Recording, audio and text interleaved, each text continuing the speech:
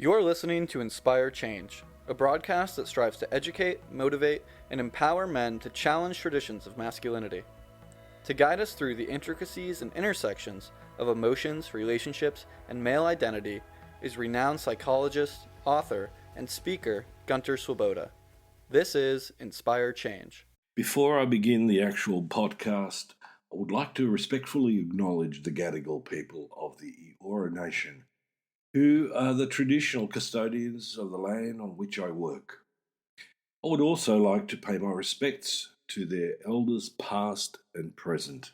Hello everyone, welcome back to another episode of Inspire Change with your host Gunter.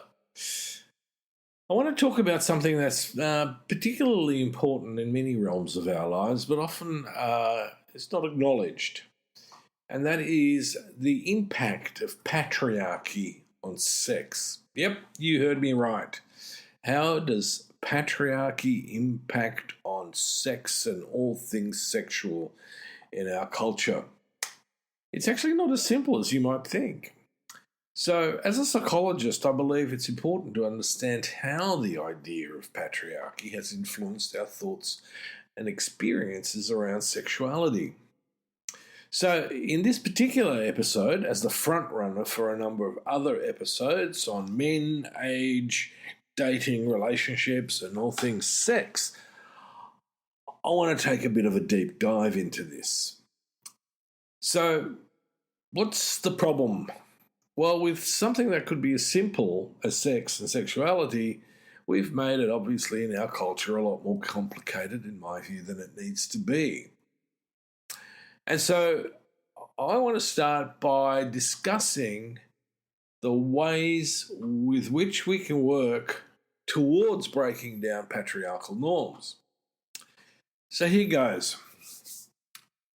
Numerous studies have shown that women are more likely to experience sexual harassment or assault in environments where patriarchal norms prevail. Okay, it sort of stands to reason. The idea is man top dog, woman underdog. Now, the most common place that's been in the media in most recent times has been how this can manifest in workplaces, educational settings.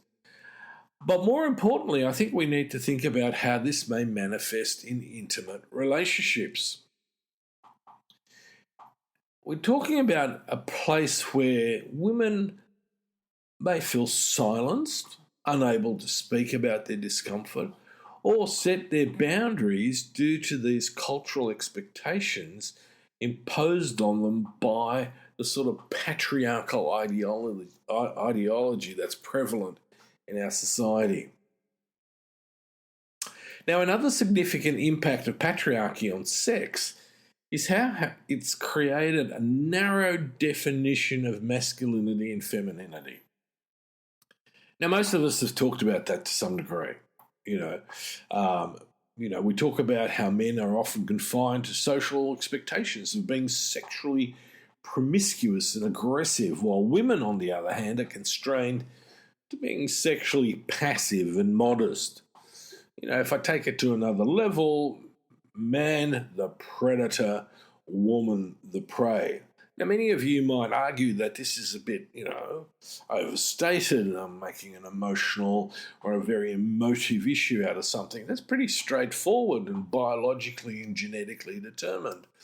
Now, I'm currently working with my very dear friend Dr. Mark Williams on a book about how patriarchy, which is in our vernacular the great man con, has led many of us astray, especially in areas where we claim to have biological or genetic evidence, but for which there actually isn't any to be had. So, as I said, in this particular context, we see the issue between men as being studs and women as sluts as a particular issue. And I get this a lot amongst teenage boys and teenagers in general. Boys, herald their sexual prowess, while girls, although it is changing to some degree, are sort of still very careful about what's deemed to be promiscuous and not. So for men, if you don't live up to the hype, then you may be considered unmanly, not masculine enough. Okay, so this is really very, very detrimental to men, as well as then leading to feelings of shame or stigma if you don't conform. Right, particular issue. Am I manly enough? And our society certainly hasn't helped with the whole idea of the alpha, beta, sigma male categorization, which is an utter total nonsense in my book.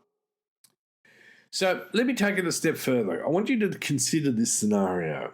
A man who's not interested in casual sex subsequently may face judgment from his peers, his mates, who might question his masculinity. He's a bit of a wuss, isn't he? Similarly, a woman who openly embraces and enjoys her sexuality may be labelled as promiscuous, immoral, a slut. And believe me, other women are often very quick to judge, just as men are. These gender expectations limit individual expression and perpetuate, ultimately, a culture of more shame and more stigma around sexuality. So how might that shame and stigma emerge? Well, the obvious one, in fact, is anxiety. I deal with lots of people who, as a result of these experiences, have developed anxiety disorders, for want of a better word. They're actually in psychological distress. They actually shouldn't be labelled as a disorder because, in my view, in some respects, they're acting normally within an abnormal context. So let's take it one more step. Let's now explore the impact of patriarchy on sexual diversity. Now, it's important to recognise that patriarchal norms have historically excluded LGBTQ plus individuals and fostered a culture of heteronormity. Right? This exclusion has been deeply harmful to those who don't conform to traditional gender and sexual roles. Now, the interesting thing is, even in seriously patriarchal cultures, historically, some of those actually haven't been too bad when it came to homosexuality. We can take a look at Greek society, we can take a look at even Roman society.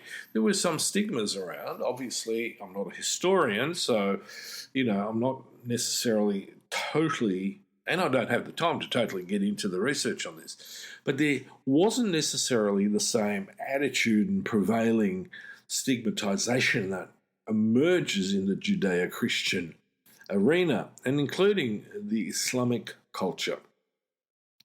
So this, if you're growing up within those religious ideologies, those religious frameworks, that are all patriarchal, by the way, they're not an exemption here, then you've got a particular problem.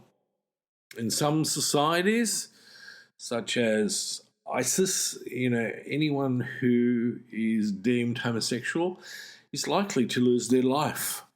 So, your sexual orientation actually becomes a life-threatening predisposition, no matter how hard you try to conform. And so we really are talking about some serious problems as a result of that.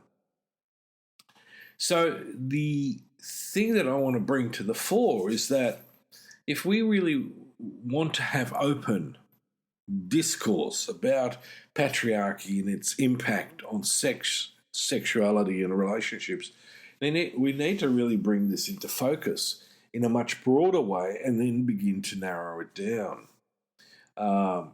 So the key thing that I want you to take out of this is that it's fostered a double standard for men and women, and it's also imposed really very narrow definitions of masculinity and femininity. Now, at this point, I want all of you out there to sort of let your imaginations roam. But I want you to also think about the traditional masculine and feminine roles in your relationship, right? Is there room to open this up a bit more? And in the next episode, I am going to take this up a bit more and I'm going to delve into it a bit more deeply. I think it's really important because not only does it have an impact on your sexual relationship, and for a lot of men on sexual performance. I mean, one of the things that I deal with a lot is when men get performance anxiety, the capacity to maintain an erection is impaired. And it's often got absolutely nothing to do with the mechanics, the biology of it. It's what's between your ears. And there's this wonderful statement is, the biggest sexual organ is in fact between your ears. And this area really predominantly bears that out, right? And for a lot of men, their exposure, for example, to harassment and bullying, especially when it's been aimed at their masculinity, has been enormously damaging, right?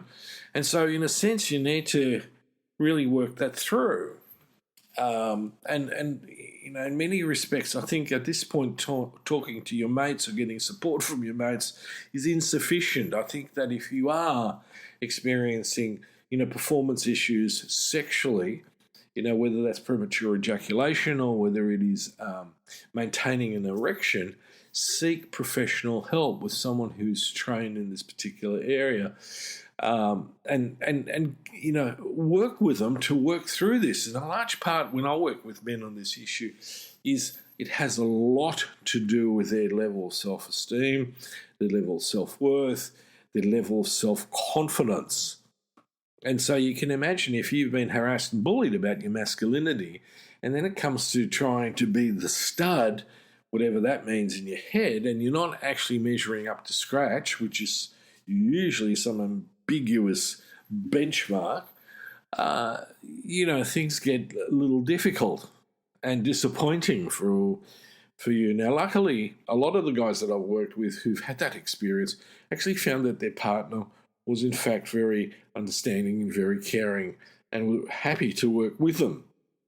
And again, for a lot of guys who are experiencing this, one of the things you're going to maybe think is that if it doesn't work, I'm going to get the flick. I'm going to be rejected and abandoned because I'm not the studly, masculine, hypersexual male that I'm supposed to be. So this is where the rubber really hits the road. I mean, we've got all the social, the professional issues and so on, but when it comes to for us as men to really feel confident and comfortable in ourselves, to be able to enjoy sex outside the bounds of these, sort of unrealistic, as it is displayed in pornography, behaviors, we need to work through that. We need to go and scrap that patriarchal bullshit, and we need to fundamentally go, and take a break from porn. It's not helping, guys, okay? This is the thing. Most pornography is made for men, by men, and perpetuate the patriarchal stereotypes attached to sex and sexuality. Why is it not possible for a male to take a more passive role, if he wants to in the relationship with his partner, and she can, be the more dominant one? Let's open up the gate. Let's play around with these ideas. Interestingly enough, in couples where that's been the case, there's often been an increase in sexual satisfaction, but also a deepening in their intimacy, in their intimate, emotionally intimate relationship. So again, we need to focus on dismantling these harmful, systems that are based on patriarchy that really create a very damaged way of relating to each other. We need to begin to open up the definition of masculinity and femininity. And we need to broaden our understanding of sexual diversity. And so, as we strive for a more equitable and inclusive society, it's crucial to recognise and challenge the impact that patriarchy had on our cultural norms surrounding sexuality. It is absolutely imperative that if we want to get to be physically and psychologically and socially healthier, these systems have got to go. Patriarchy's got to go. We need to foster a sexual landscape that is based on consent, equality, and acceptance. We can, if we want to, create a world where all individuals have the freedom to explore and express their sexuality authentically and without fear of judgment. So that brings me to the end of today's thought-provoking episode. At least I hope it's thought-provoking, of Inspired Change with me. Remember, we've explored the profound impact of patriarchy on sex, shedding light on some of the double standards, the rigid gender expectations and limitations that it imposes. Remember, it's through challenging and dismantling patriarchal norms that we can ultimately pave the way for an equitable and accepting sexual culture, and one where dominance and control and coercive control and shaming and stigmatization don't really need to exist anymore. So join me the next time as we continue our journey of inspiration and change into the realms of patriarchal versus non-patriarchal sexual relationships. Until then, I want to challenge you to keep questioning. I want to challenge you to keep learning. And I want you to keep challenging the status quo, because it ain't ever served us all that well. This is me signing off. Stay curious and keep striving for a world of positive transformation. Until next time. Thank you for listening to Inspire Change, a broadcast that strives to educate, motivate, and empower men to challenge traditions of masculinity. For more information on the Making Good Men Great movement, or for individual or group coaching sessions with Gunter, visit makinggoodmengreat.com. For inquiries regarding broadcast topics or appearing on the show, email Miranda at noirtainment.com. That's Miranda at noirtainment.com.